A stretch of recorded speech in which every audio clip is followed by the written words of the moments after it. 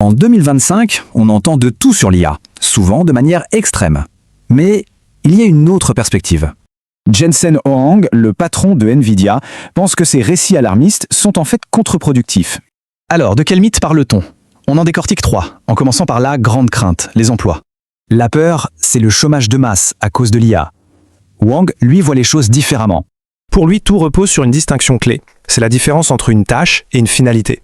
Ce qui est automatisé, ce sont les tâches, pas la finalité. Ça libère du temps pour l'essentiel. Prenons l'exemple des radiologues. On prédisait leur disparition à cause de l'IA en seulement 5 ans. Et de fait, l'IA est devenue excellente pour analyser les scanners. C'était la tâche. Mais voilà le truc. Au lieu de disparaître, leur nombre a augmenté. Alors, comment ça se fait? Parce que leur finalité, le diagnostic, est devenu plus efficace et ça a boosté la demande pour leur expertise.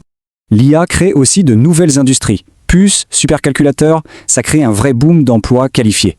Deuxième mythe, l'idée d'une super IA, une IA divine, et la peur associée à l'open source.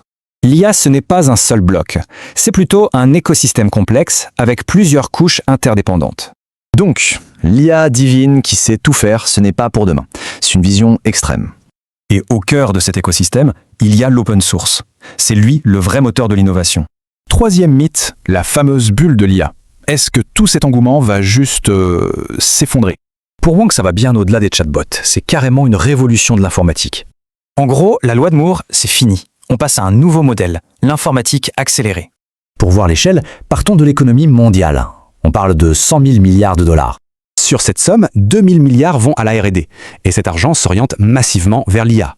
La demande est bien réelle. Tous les secteurs, de la santé à la finance, manquent de puissance de calcul. Alors, on fait quoi maintenant? Je me propose une voie pragmatique, loin des scénarios catastrophes. Les prochaines grandes avancées, d'abord la biologie numérique, puis les systèmes autonomes et enfin la robotique. Le message est simple. Il faut ramener le débat sur l'IA à du concret, du bon sens.